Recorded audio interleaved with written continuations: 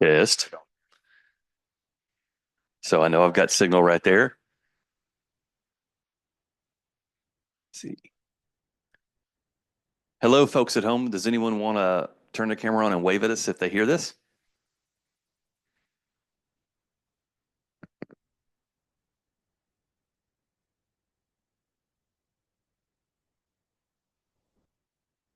Hey, Libby. Thank you.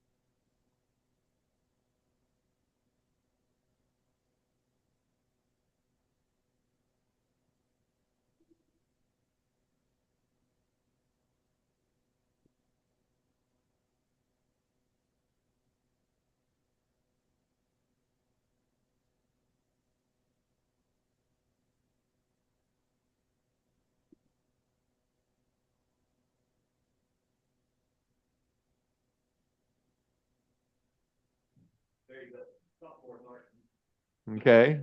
Oop, there's a nice sonorous voice. I'll make sure this works. Well, hey. We have snow or cold or something. I know. We're just Yeah, getting there. I think it's supposed to be really nice next Sunday.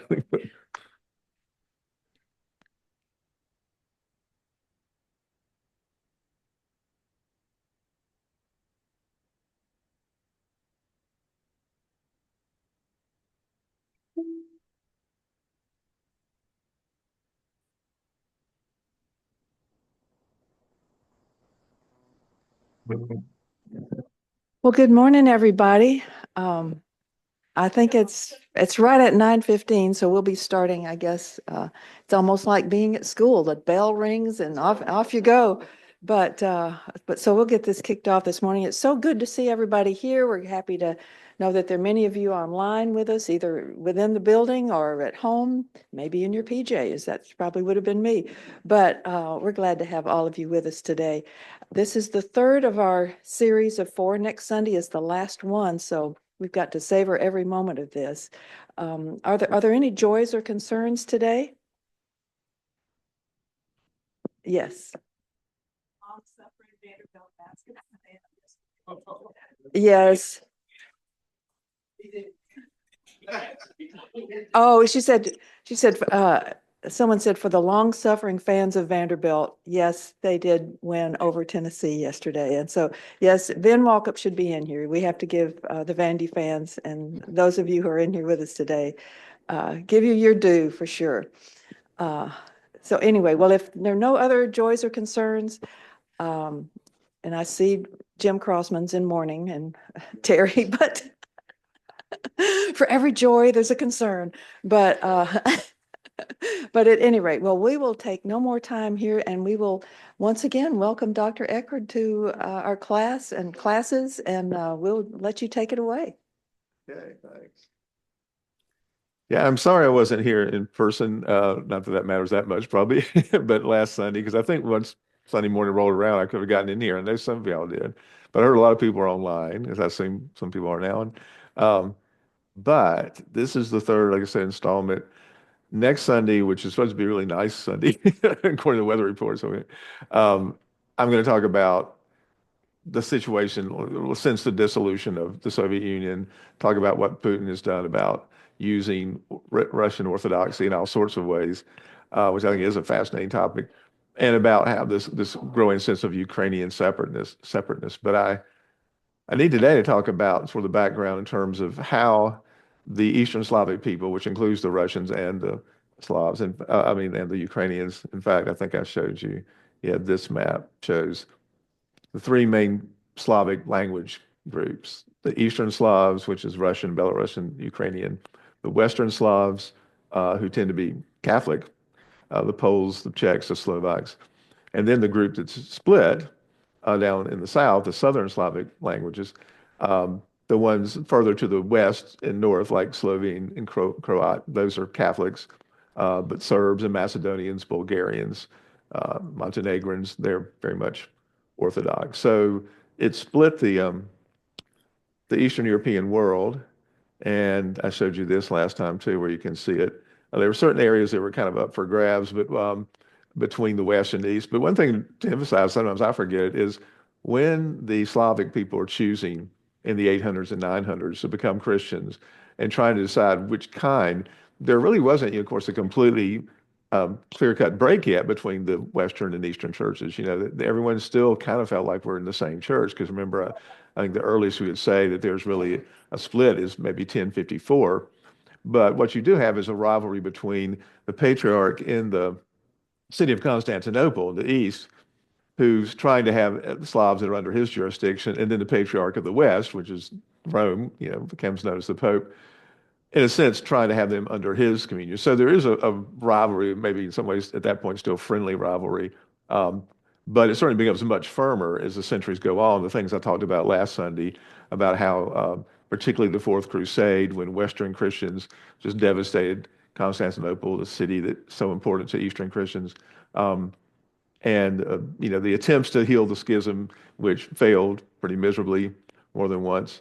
But I talked about Cyril and Methodius before. These two men, they're thought of as the apostles to the Slavs, and their career is interesting because the Cyrillic, okay.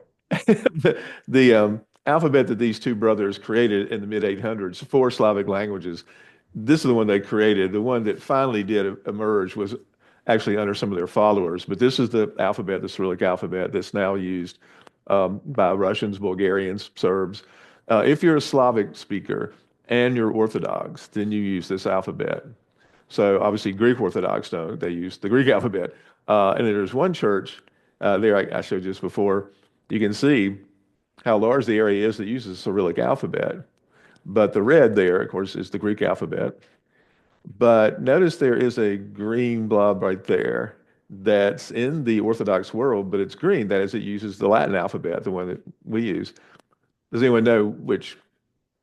Yeah, that's the Romanian. So you always have to kind of remember there's really sort of three groups of Orthodox people. There's the Greek Orthodox who use the Greek alphabet and the Greek language, at least liturgically still. There are the Slavic Orthodox churches like Russian and Ukrainian and Serb and so on. They use the Cyrillic alphabet. But then there's this one exception. There's the Romanians who are sort of Latin Eastern Orthodox because they use the Latin alphabet and their language is a Romance language. I mean, that's why they don't use the Cyrillic. Romanian, it's a little debated about where that language, how it evolved, but the Romanian people feel like they are descendants directly of ancient Roman settlers who colonized that area. And to some extent, I think that's true. But they certainly, their language is in the Romance family and so on. So, um, but what I'm going to talk about today is the growth of Orthodoxy in the Russian world. And I have to kind of put it that way because that obviously in itself is controversial. Do you start talking about Ukraine and Russia in, say, the 800s or 900s or not? Because Ukrainian nationalists would say yes. Putin and Russian nationalists would definitely say no. And that's obviously at the heart of the whole dispute. How much is there a distinct Ukrainian identity? And how early, because there's certainly one now, but how far back does it go? How much do the Ukrainians sort of have a right to have their own country, their own state, and so on, among other things, which Putin obviously does not think. But you can see how the expansion of Russia and on your list, and I've kind of parceled out the list each week, so it's kind of my fault that some of you may have the one from last week. But generally, the most recent one has almost everything we need for today, except the first sheet does have the name Vladimir and Volodymyr and so on. But that you'll see it in a minute on the slide, in case you're not certain how to spell it. But on the list that everyone I think has about 4, 5 spaces down, it says the gathering of the Russian lands. Well, that's what Russians have historically referred to, essentially what this map is showing, that there certainly was no state called Russia until most people would say, I'd say the 1500s. You had these different principalities, as you have in most history. There is no Germany until 1871. There are people who thought of themselves as Germans for a very long time before that, but there was never a state called Deutschland until like my great grandparents' lifetime. Italy is the same way. There was never an Italy till 1870. So the whole thing about if you point back and say there wasn't a state called Ukraine in the time period we're looking at, Putin would certainly say that, but there really wasn't a state called Russia either.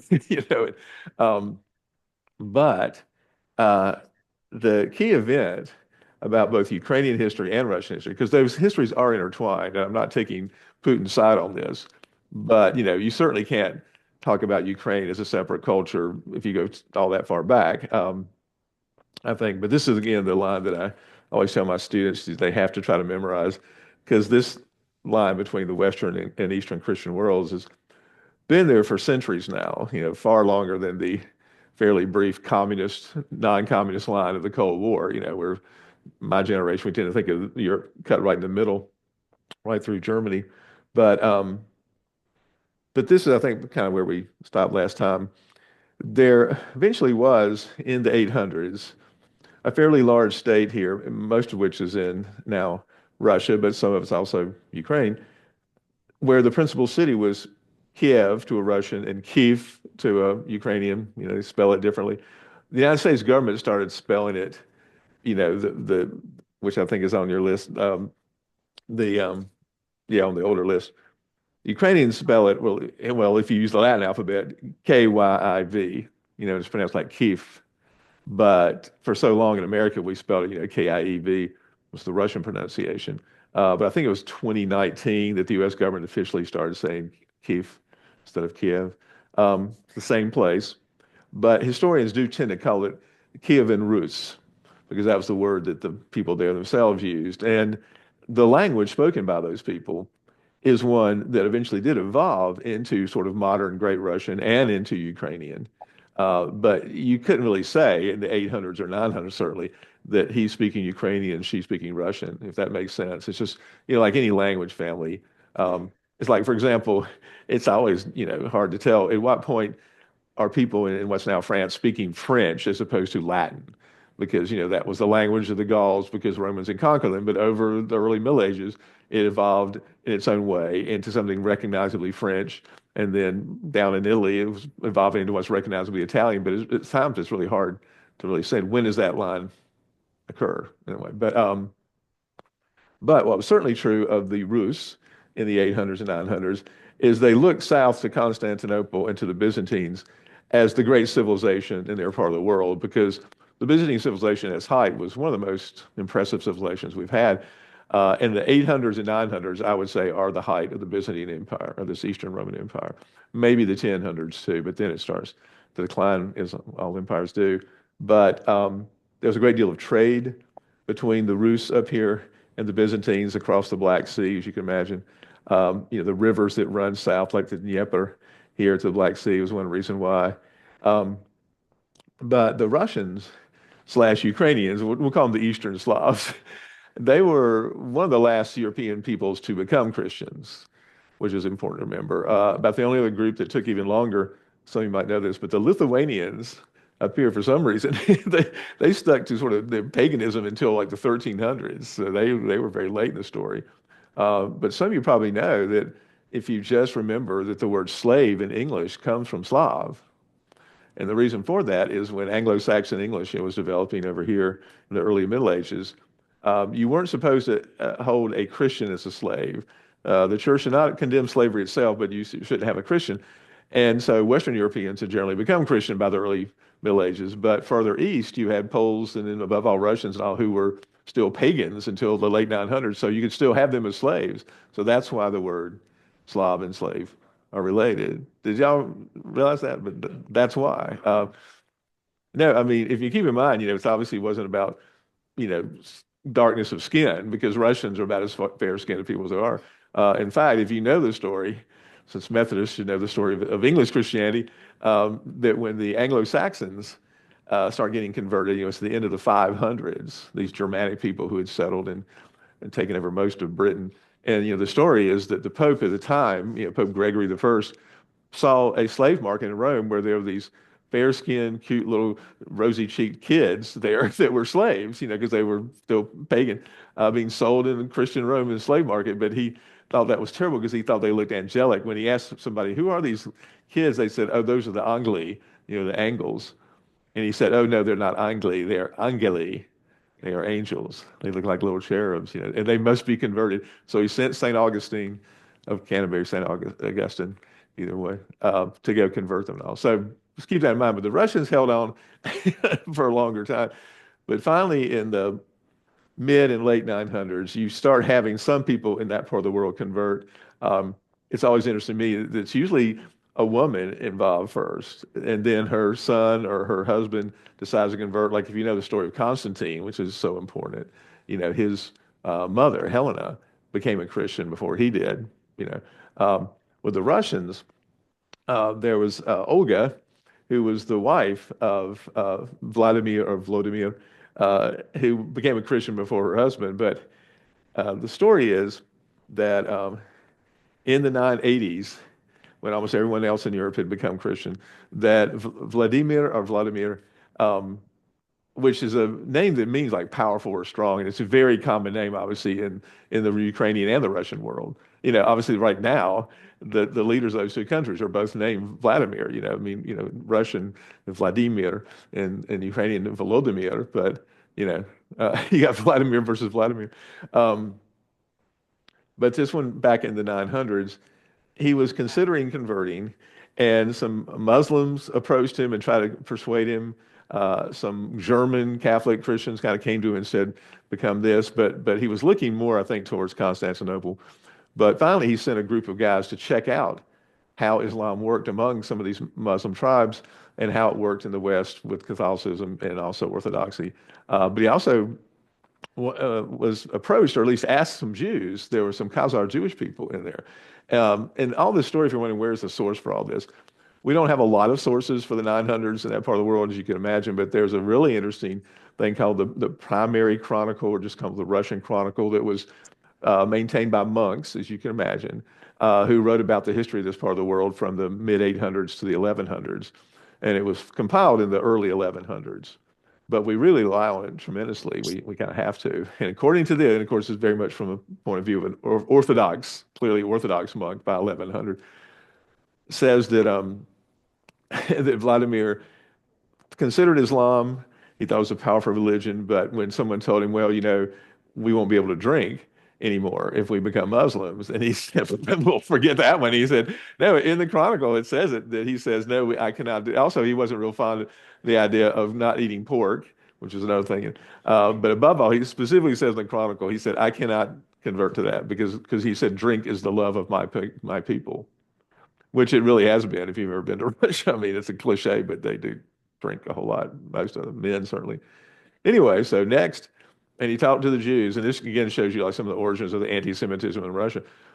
He asked the Jews about their religion, and he said, you know, isn't your Holy Land down in, Palestine, whatever? And they said, yeah. And he said, why aren't you there? And they said, well, we're being punished for our sins by God. He has scattered us around the world. And he said, well, it doesn't seem like your God even likes you, very much. And so why would I want to be a part of religion where, it's like you losers, and so next, they moved on and, the German Catholics, they kind of checked out these Russian emissaries and they said, it was okay. But the one they really liked, and of course, this is all retroactively written, was because of this church. If you're wondering why has this been there so long, that they went down to Constantinople and these Russian emissaries come back and they tell Vladimir, we got to become this religion because they said the beauty of their services, because, in there you had this, Hagia Sophia was designed to basically be like a musical instrument.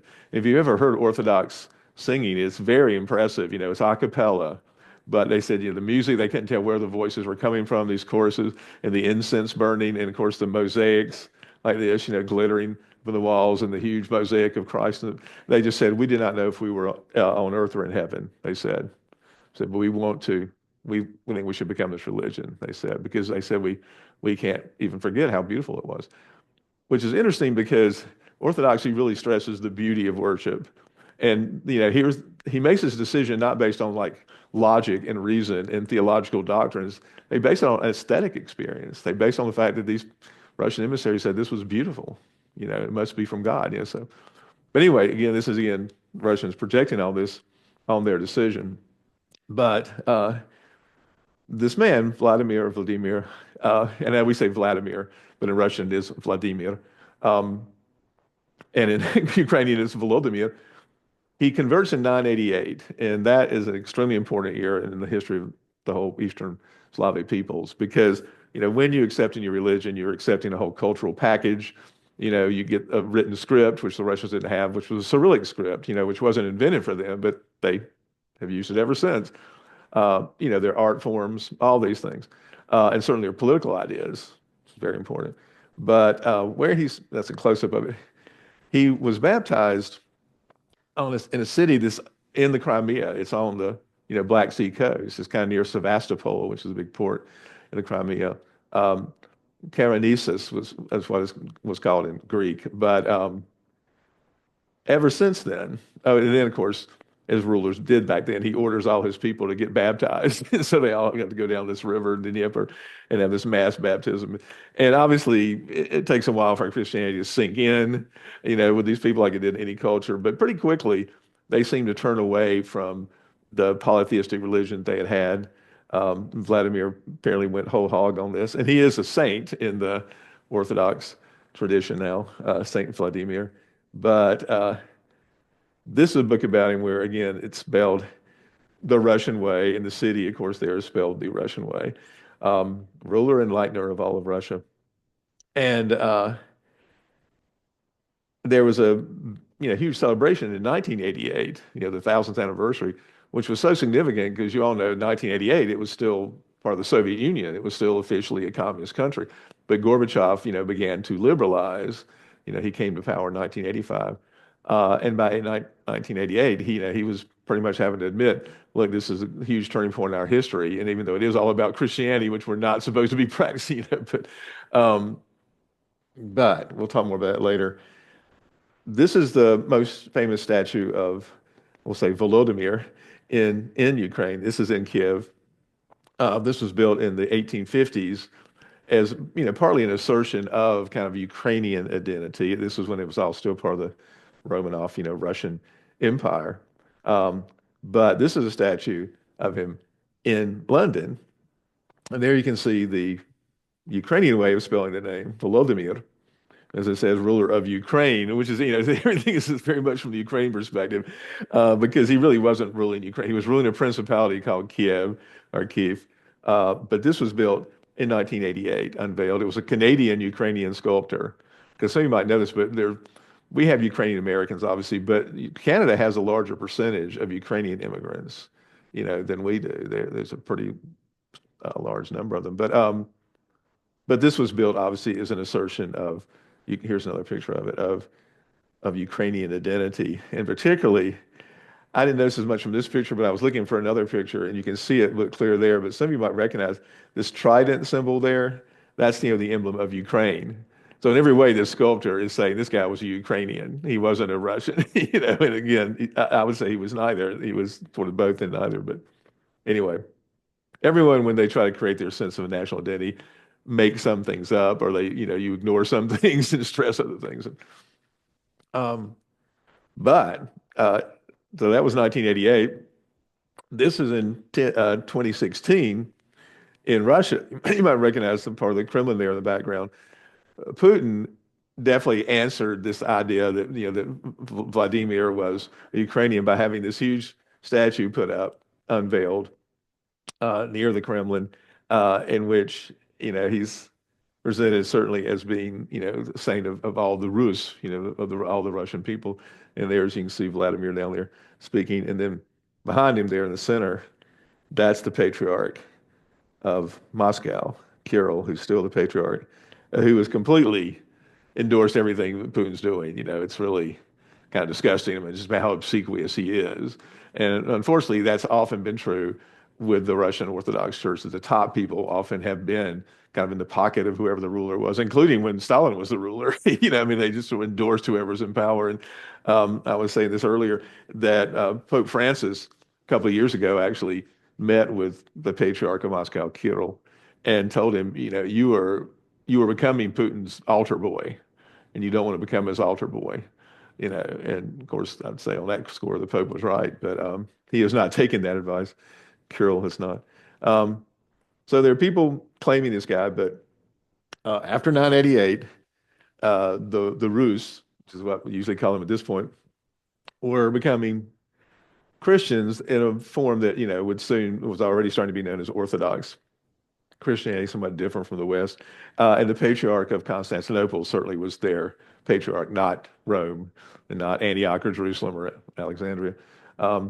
These two men are, I think, on the list I changed, but I put them in earlier, so they're not on the list y'all just got, which is my fault. But it's not that important. But their names are pretty easy to spell. But these are two sons of Vladimir.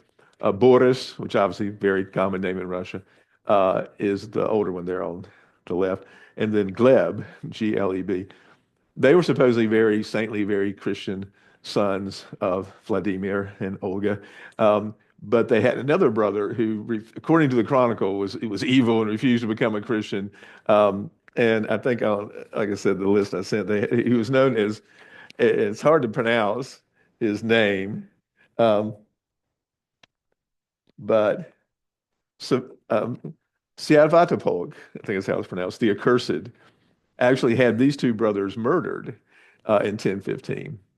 And the importance about that is it was a struggle, obviously, over who should be ruling in Kiev.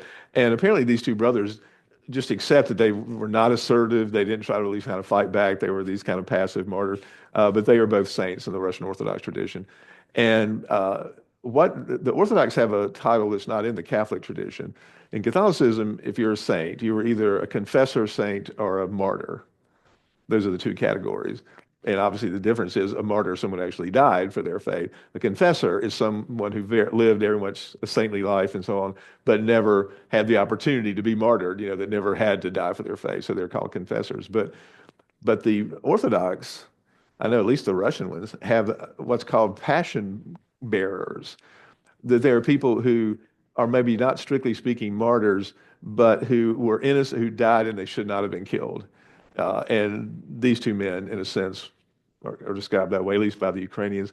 They're described that way. Some people consider them martyrs. But why I'm even mentioning that is some of you know that when the Russian royal family, the Romanovs, in 1918 were all murdered by the Bolsheviks, they are now considered saints by Orthodox Christians, certainly the Russian Orthodox there and in the United States and so on. But they are called passion bearers because they can't quite argue that they explicitly were killed because they refused to renounce Christ. But they say they were definitely innocent and that they were definitely Christians, which was true, and that they were killed by people who were definitely not Christian. So the whole family is canonized. Even from little Alexei, the hemophiliac son, Anastasia, she is now a saint. I'll show you pictures of this next week. But the tradition starts pretty early with people like Boris and Gleb. But the main importance, I think, for this class is this close connection between royalty and government and sainthood. And of course, you see that in Western Christianity too, tremendously, but it's even stronger in the Eastern Orthodox tradition. There's a real tendency to canonize somehow political figures that often, from our perspective, would you say, well, they're not, maybe they were nice rulers or something, but they really shouldn't be considered saints. And it all comes from the Byzantine tradition. And in fact, on your list, the ones you all have now, if you go about 2/3 of the way down, I should have had it up earlier, but if you look, you see the word Caesaropapism that's there. It's right underneath Peter the Great. Caesaropapism is a term that was coined in modern times. Some people have a problem with that term, but I think it does convey something. As you can imagine, it's combining the word, emperor, Caesar, and pope, Papa, the father. And it was a term to describe in the Orthodox tradition, the ruler often has not only, of course, secular political power, absolute autocratic power, but it also is in some ways dictates what the church does, and that the patriarchs, wherever they are, in Constantinople in this case, really were subordinate to the emperor, even on church questions, which was not the Western Catholic, tradition. And it explains a lot about the difference between the Western European world and the Eastern world. There are obviously some, I think, downside to having that kind of Caesaropapism, But as long as the Byzantine Empire existed and the emperors were very much Christians, it didn't seem to be as huge of a problem, But what do you do if your government changes, like it did in Russia in 1917, and you still have this tradition of saying that the church and state really are kind of combined as one entity? Does that make sense? Because I do think, one thing you can say in favor of Roman Catholicism is by having a very assertive, strong, independent papacy that constantly insisted that we're not subordinate to any king, or that's why they wanted to have their own country, the papal states, which they still have. Vatican City is an independent state. It's not Italy. To not become the altar boy of any ruler, and although that often led to popes acting in a very high-handed, arrogant manner, that certainly a Protestant would say, but there was this very creative, I think, constructive kind of tension between church and state in the Western world, both in Catholicism, but then eventually Protestants do it in a different way, but it's not the Orthodox tradition. And so it's not that weird that Putin has the Patriarch of Moscow blessing everything he's doing, including attacking viciously a fellow Orthodox country, which seems to everyone who's not on Putin's side, it seems so obviously wrong. But this is Yaroslav, who is, may have put him on here, probably did. Yeah, he's at the very top. Yaroslav the Wise, as he's known, in the very top phrase there, it says, Hilarion is the first native Russian to be named Metropolitan of Kiev. Okay, metropolitan is roughly like an archbishop in the Catholic Church, but in some ways it's a little bit higher. In the different national churches, you either have your own patriarch, or at least you have a metropolitan. And for example, the Russians, their highest churchman, after they've started to convert, was the Metropolitan of Kiev. He was called the Metropolitan of Kiev and all the Rus. He was not a patriarch at that point, but the first few were actual ethnic Greeks. But Hilarion is here, was the first Slavic Russian to be named as the Metropolitan of Kiev, thanks to the ruler, thanks to Yaroslav the Wise, who was another son of Vladimir, actually. Um, so, you now have more and more of a sense of kind of an independent Russian Orthodox Church.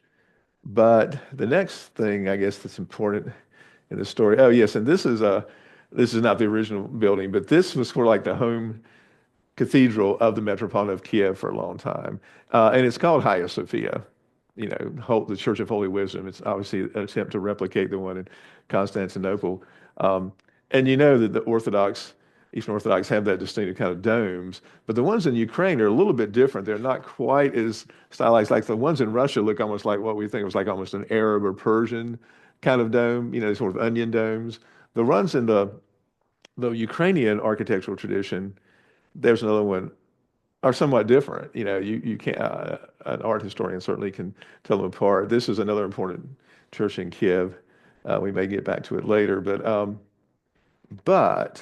on your list, it says the Golden Horde, a section of the Mongol Empire that became an independent khanate. Um, the Russian Orthodox people eventually largely came under the domination of the Mongols in the mid 1200s, as did a huge part of the world. The Mongol Empire was created, starts with Genghis Khan, the very early 1200s, extended by particularly his grandsons like Batu Khan and Hulagu Khan, and then Kublai Khan, the one who Marco Polo visited. They were all grandsons of Genghis. But they have an empire that stretched, from the Pacific all the way to Eastern Europe. And it didn't stay intact for very long, which isn't that surprising, how big it was and how few the Mongols were in numbers.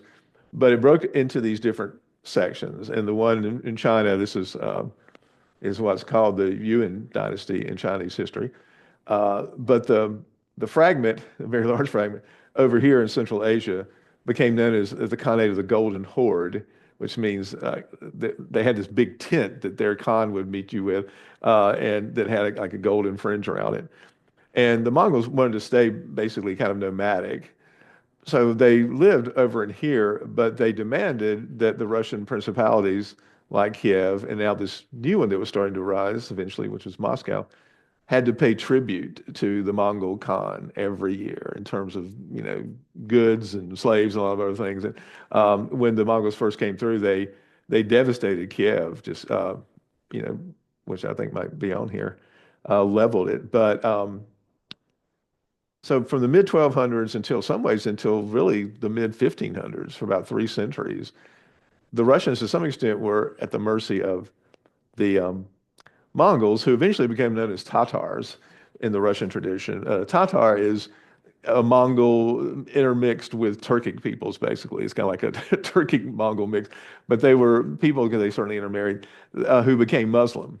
And there are today in Russia, in Putin's Russia, a large number of people, a significant minority, who identify as Tatars. And if like the city of Kazan, let's see if I have a map of it here. You can't see the city, but Kazan is not that far east of Moscow. But there was a Khanate based there until the mid 1500s. And even today, if you go to Kazan, again, what seems like in the heart of what we now think of as Russian culture, there's a big Russian Orthodox cathedral there on one side, but right across from it is a mosque that's a living mosque, that the Crimean Tatars go to. So um, some of the Mongols back here became a type of sort of Tibetan Buddhist. The ones that were over in this part of the world tend to become Muslim. They generally did not become Christians in the long run, although some for a while were kind of flirting with that. But what starts to happen is, there you can see Kazan, is that these different principalities, some of which were never directly under the Golden Horde, the ones that were up here, because once you get up into sort of the forested part of Russia, the Mongols generally did not want to actually live there because they were very much a steppe people and nomadic horse people, and so trees get in the way, So they stay down here where we had the steppes. Um, but Moscow, which had not been a very important city or principality in like the 800s, 900s, 1000s, even 1100s, but it starts to emerge as the leading Russian state by, I'd say, the 1300s. And they take the lead in finally pushing the Mongol Khanates out or conquering them, destroying their power. And to the Russians, they call it the Tatar Yog, this period of Tatar domination, because Russians tend to blame the Tatars for everything that held Russia back. And I don't think it's completely the Tatars' fault, but they argue that that kind of kept our civilization at a low level. And it is true, of course, that nomadic people like the Mongols, Tatars, they didn't have, great artworks and forms because they're nomads. But to blame everything about sort of the regression of Russia on the Tatars, I think is historically inaccurate. But this is the picture I showed you again a little bit earlier. But there you can see, starting with this Principality of Moscow, which was called Muscovy, and either by conquest or by marriage, these different acquisitions, it starts to get larger and larger. And we'll talk about who the Cossacks are in a minute. But the banner they often used, these men who were not called czars yet, they were called the Grand Prince and just the Prince of Moscow or the Grand Duke of Moscow. But their banners always had, Christian symbolism. This is the image of the from Edessa. It's supposed to represent the way Christ looked. But on your list it says, like I said, the Principality of Moscow or Muscovy. Dmitry, who was the prince in the mid-1300s, who gets nicknamed as Dmitry Donskoy, he won an important battle in Russian history in 1380, defeated some of the, you want to call them Mongols or Tatars at this point, in the Battle of Kulikovo. And you can see those are the banners.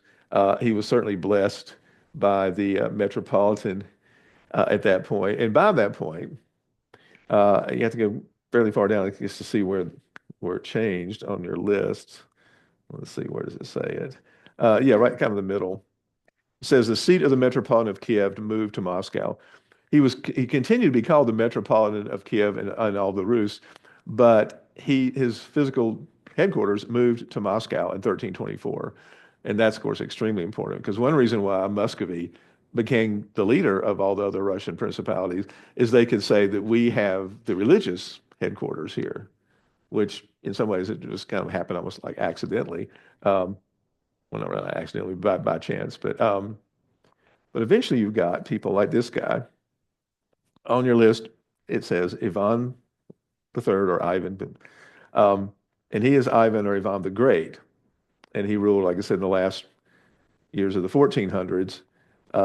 His grandson is Ivan the Terrible, who's of course much more famous, but Ivan the Third is important because by the time he starts ruling Muscovy, the Byzantine Empire had fallen. Constantinople fell in 1453 to the Ottoman Turks. And the Russians began to feel, and they feel to this day, that they are the successors in a very real sense to the Byzantine Empire. And it helped that and no Russian prince would have ever called himself Tsar until the Byzantine fell, because there was only one emperor, and that was in Constantinople. In fact, Russians, even now, some of them call Istanbul, they call it Tsargrad, which means the city of the emperor. There's a TV network that Putin's people started years ago called Tsargrad today. But just like Greeks tend to just call it the city even now. But since there was no longer a Byzantine emperor, the ruler of Muscovy, in this case Ivan III, felt like, well, there has to be someone who's the leader of the Orthodox world. And I'm the logical person because I rule now the largest independent Orthodox state on earth. And he had married a woman named Sophia.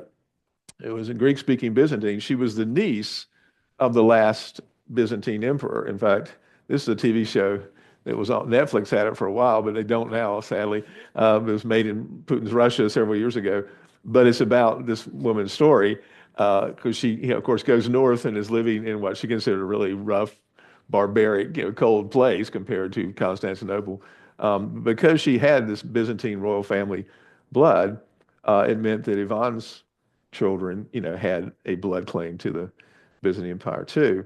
But above all, what happens, and this is not a really good picture, but it's the best I could find to illustrate this, is that the Prince of Muscovy, Ivan, is the first man to start calling himself Tsar, which is the Russian form of Caesar, just like Kaiser is in German.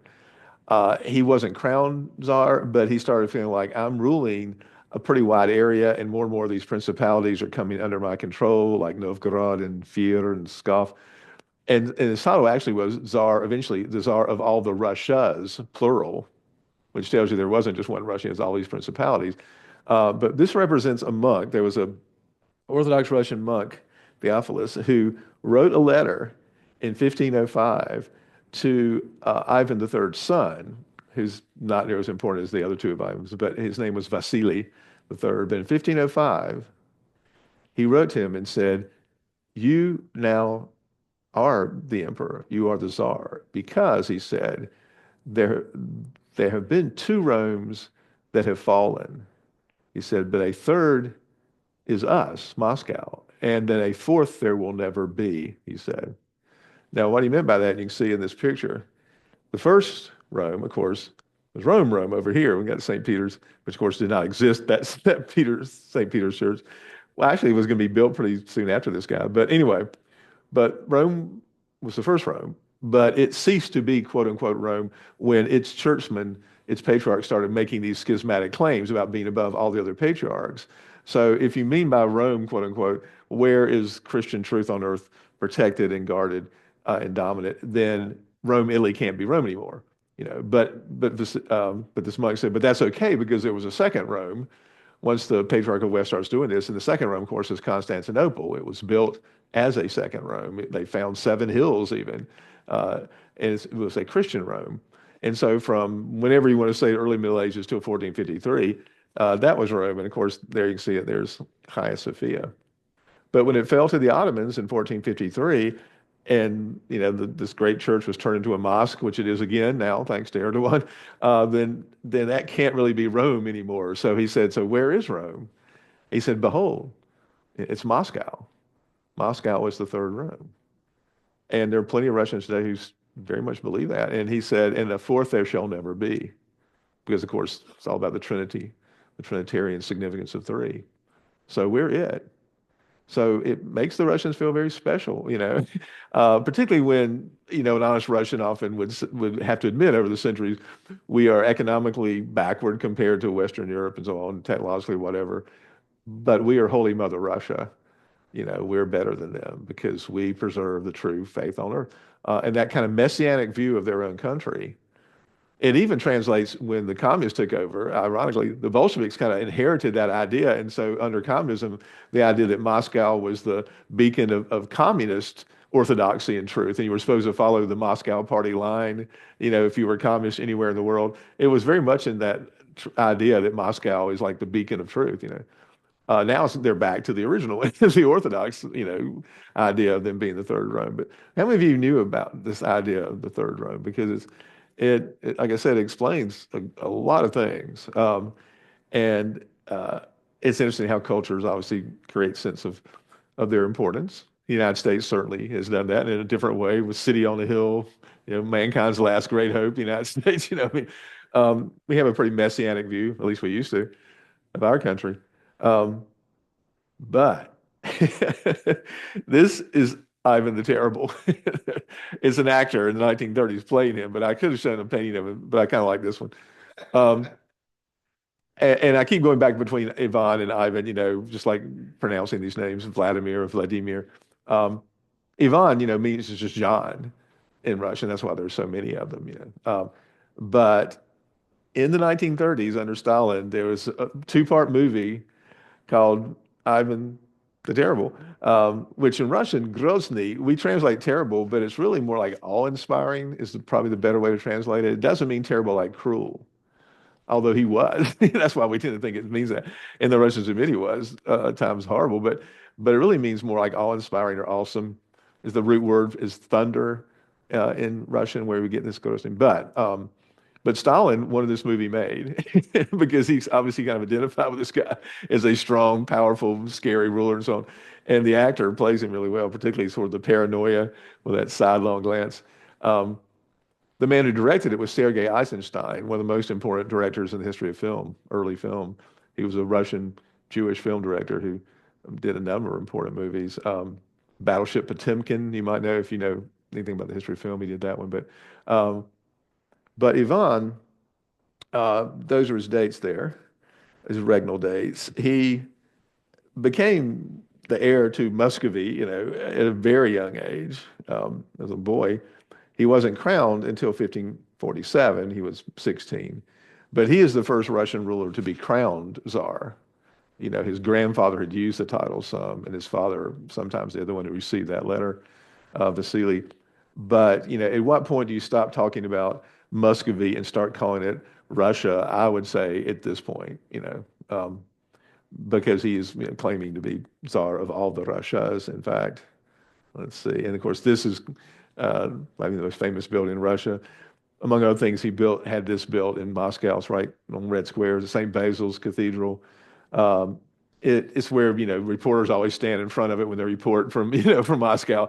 It's the posters, if you're going to go visit Russia. It's in some ways, it's not a unique or specifically kind of Russian style. I mean, some of it is, but the architect was actually an Italian, which you can kind of see with the sort of the tutti frutti colors and everything. My students always say it looks like candy, it looks like ice cream or something. But I'll say one thing about this church. I have to mention it. Ivan had it built, but there was a rumor, story that no historian has ever really been able to confirm, but that Ivan said, "This is the most beautiful church I've ever seen, and I never want it to be surpassed. So I'm now going to have you, the Italian architect, blinded, so you can never build a better one." Now, he might not have done that. I hope he didn't do it, but he could have. But the fact that most Russians believe that story tells you something about Ivan's reputation. And this is the symbol by this time where you can see all these different Russian principalities are represented on the wings of the double-headed eagle. But the double-headed eagle was a Byzantine symbol originally. And getting back to all the things the Russians got from them, they basically got their script from these Byzantine missionaries, the Cyrillic script, their art forms, their icons, their churches, but also their political ideas. And the Byzantine Empire was very much an autocratic, absolute monarchy. It was not constitutional in any sense, the way some, even in Middle Ages in Western Europe, really kind of were. And once the Byzantine Empire falls, the Russian rulers eventually take the double-headed eagle as their symbol. It was originally like Constantinople looking east and west. It's now the emblem of Russia again, after communism fell. They brought back so many of the old Tsarist era symbols, like the flag is the flag that Peter the Great developed, they have now. And it still strikes me as someone who grew up during the Cold War, so strange to see.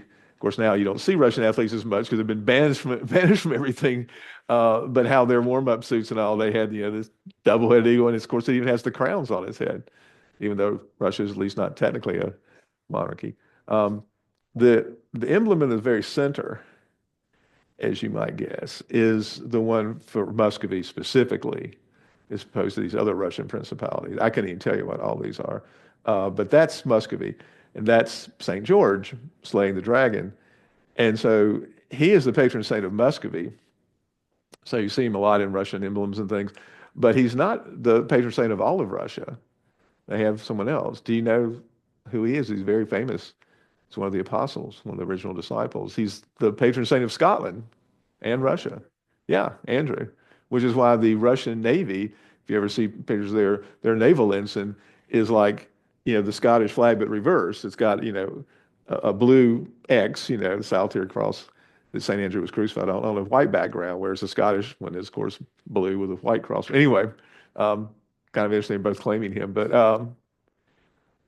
Ivan certainly was a Caesaro-papist. He dominated the church. But like I see, the areas that he added, by the time he dies, then Russia was all of this, plus this green, that he conquered a lot of the areas where these khanates, the remnants of the Tatar khanates were. Um, the next event on your list, though, that's important, it happened a little bit after his death. In 1589, as it says, the Patriarch of Constantinople creates the Patriarchate of Moscow and all Russia. The patriarch down in Constantinople finally endorsed the idea that the leader of the church in Russia wasn't just a metropolitan, he should actually be a patriarch. And so, at least for a while, I think it was changed eventually, but for a while, you had a patriarch of Moscow. Um, but The other thing I want to talk about now is when Muscovy was expanding here, you also had this large state that we usually call Poland-Lithuania growing up in the 1500s and 1600s. It's called Poland-Lithuania because the royal family were actually Lithuanians. Lithuania's right there. But most of the people inside this thing were Poles. They were much more numerous than Lithuanians. But it was a large state. But the people, the Poles and Lithuanians, were Catholics, still very much are. And so when they were ruling like this area, because if you're wondering like where is Kiev or Kiev, it's about right there. Um, then most of the people that now think of themselves as Ukrainians were not under the rule of Muscovy and Moscow in the Orthodox Church. They were under a Catholic monarchy. And that certainly is one reason why Ukrainian history is somewhat different. Let's see if I can do this. Okay. These are Eastern Rite Catholic Christians, so I need to talk about what that means. At times when the Roman Catholic Church has tried to persuade Eastern Christians to unite with them, they have sometimes been successful, at least with a minority in these churches. And, we talked about the whole attempt in our last class about trying to do this. And there are a number, I'm going to go ahead and show you how many, there are actually 23 types of Catholics. Roman Catholic is by far the biggest group. But what the differences are is basically about liturgy. There's a Roman rite, meaning ritual liturgy, but there are all these others, some which are very small groups, some which, though, have millions of people in them. So over here is the Western Catholic Roman ritual here. And even there's a couple of older rituals, Ambrosian from Milan and the Mozarabic from Spain. But when some of the Eastern Orthodox Christians were willing to accept Rome's primacy, but wanted to keep their own type of liturgy, and also keep some of the things like having leavened bread in the Eucharist or having married priests. You do have married priests in the Catholic Church. They're not the Roman Catholic Church, but they're the so-called Eastern Rite, sometimes called Uniate Christians, although apparently don't like that name. But just to give you an example, down here is one of the biggest ones. The Ukrainian Catholic Church are Eastern Rite Catholics. So their churches in the interior look a lot like Orthodox churches, and the vestments look very, you could actually confuse it with sort of Byzantine Orthodox, but they are under the Patriarch of Rome. And so they are not, strictly speaking, Eastern Orthodox. And they make up, they're a minority in Ukraine, but in the western part of Ukraine, they actually are the majority, where they were under Polish influence for so long. And on your list, it says the Union of Brest, which was a city in Belarus now, I guess, created the Ruthenian Uniate Church that's now called the Ukrainian Greek Catholic Church. But I can tell you, I always tell my students this, there is one famous American painter in the 20th century who was a Ruthenian Catholic, an Eastern Rite Ruthenian Catholic, and it was Andy Warhol, the pop artist. That was his heritage. I'm not sure how much he was a practicing Ruthenian Catholic, but you can see there's a Romanian one, a Macedonian one, a Hungarian, all these different groups. I can't even keep them all straight now. But you also had attempts that succeeded in getting some of the Coptic Orthodox Christians in Egypt to join up with the Catholics. It's a pretty small number, also a fairly small number, but Ethiopian Orthodox who, for different historical reasons, joined in. So you have all these different types of Eastern Rite Catholics. But one final one that's pretty important is the Maronites. But as it said, they are kind of different from all the rest of them because they never really were Orthodox and then kind of joined with the Catholics. They just always had their own ritual. But that's the biggest group in Lebanon. And a lot of you know that Lebanon has this by far the biggest percentage of an Arab country that's Christian. Lebanon used to be slight majority Christian, if you go back like 60 or 70 years. But like Danny Thomas and Marlo Thomas and St. Jude Hospital, as Maronite Christian, they are under the authority of Rome, but their liturgy is not Roman, right? It's Maronite, named after a saint there. But how many of y'all knew that? I was just wondering because, okay. All right. But this shows you a group of them, this all representing a lot of these different groups. You can see most of them have, headgear that look more like the Orthodox world, these crown-like things. Of course, the ones with miters like this and here looks more like the Roman Catholic tradition, like the Maronites wear a mitre. But anyway, but Yeah, this is a really bad picture of them, but I just want to, you can see some, you can make out the Greek Catholics, Maronites and so on. Yeah, there even some of the Armenian, so have their own separate church. Some of them joined up as Catholics, so it just complicates the whole religious picture tremendously. Obviously, I mean, there's so many different types of Christian, whether that's a horrible thing or not. But um, this is a Ukrainian Eastern Rite Catholic service. This is actually, I think, in London. But you can sort of see how it looks like an Orthodox service in some ways. It has the iconostasis, this wall of icons that separates the main part of the church from the inner sanctum and so on. But I think I need to stop and let y'all ask some questions. I think we have like 5 more minutes. These are Cossacks, but I think I'll let the Cossacks come in next time. Having fun as Cossacks do. But questions or comments or things to add, or again, I'm trying to fly through here, but next time we will get to the 20th century. But I hope you can see why I'm laying out this foundation. Because when you talk about the Ukrainian nationalism, 75% of them are Eastern Orthodox, like the Russians, Christians. But in the Western part, where the Ukrainian language is by far the most prevalent language, not Russian, most of them are actually Eastern Rite, Eastern Catholics, just like the Ruthenian. A Ruthenian is a Ukrainian who lived inside the Austro-Hungarian Empire, if you wonder where the word Ruthenian came from. But anyway, question. Online, tell people Amazon Prime has your TV show, Sophia, that you mentioned. Oh, okay. They did. All right. So those of you who have Amazon Prime, which does not include me, yeah, I haven't seen it, so I can't endorse it, but I think it certainly would be fascinating to watch it. I mean, we don't have too many shows you can watch about, late Byzantine, early Russian history. I assume with subtitles, but so everything was completely clear. That was like, okay. Oh my God, we certainly covered a lot of ground, but in Russia today, or what we would call Russia, what percentage of people are considered religious as opposed to secular? And then how does that play in? Maybe this is more a next week question. Yeah, we'll talk about it next week. It's a really, really good question because the large majority of ethnic Russians now identify as Russian Orthodox, but they don't tend to actually go to church, at least no more than like, Orthodox Easter was kind of a big time. The Ukrainians apparently have a lot higher percentage of people actually go to, or church attenders than Russian Orthodox. So the whole thing that Putin talks about Moscow, we're holy rather than Russia, but in terms of actual practice. But once communism collapsed, far more people in Russia started saying, "I am Orthodox," which often just means it's part of your ethnic identity, to be honest. But you certainly see a lot more people now with the icon corner. We have a little candle burning in front of it. Again, I'm talking about my experience of like the Olympics when the Russians were still in it.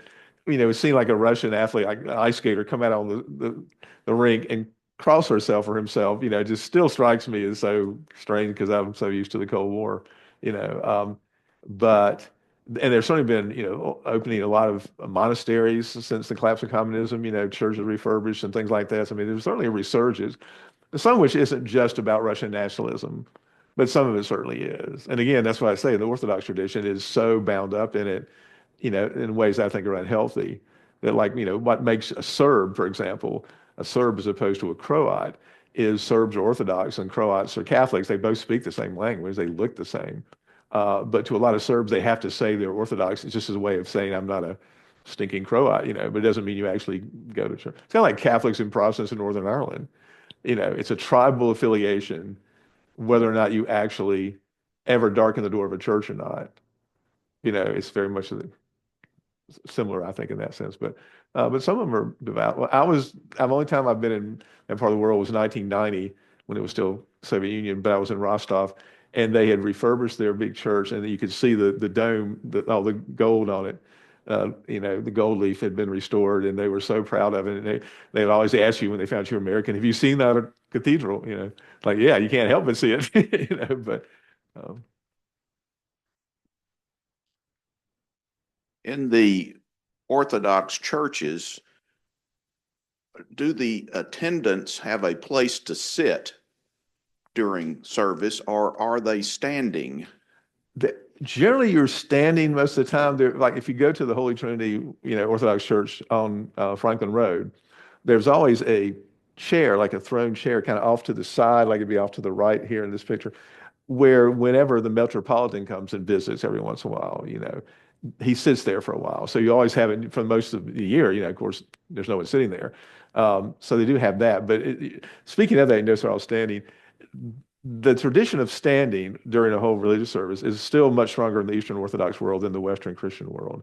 And I have an anecdote to illustrate that. But like in the Middle Ages in Europe, you didn't have pews and things. Those, Notre Dame Cathedral, people were standing the whole time. Eventually, they started having pews for like the rich people, in Western churches, but the poor people still stood until the first of the 20th century. But there was a teacher at Harpeth Hall who would take the Greece, Egypt trip every other winterim, and then it became the Greece, Italy trip. But she had a good Orthodox priest friend in Greece that they always would get up with. And while one of the times they were there, they started having some pews in that church. But she said her priest friend was furious about it. He said, "You don't sit in God's presence," because obviously sitting is the position of honor. It's like a monarch. You stand up when the monarch stands up. You might be able to be sitting if the monarch allows you to. But he just thought it was wrong to sit in God's house. And I'm sure a lot turns that way. In Europe, but in America, we want to sit down. So,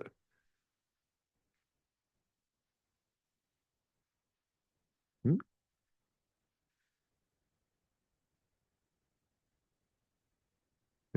Questions? I know y'all might need to go, but glad you could come in. And next week we'll race to the 20th century. Oh, well, thank you so much. This is absolutely fascinating. I think of my questions later. It's almost too much to take in all at once. We look forward to next week, and Royce is going to dismiss us today. Now let's stand up. We're in God's presence. Oh, I forgot about this. The Lord would hear me. Father, we do thank you for the opportunity to be here together as those who fellowship because of you. Bless us as we go forth, that we may love others and show your work and plans by our actions, guide and direct.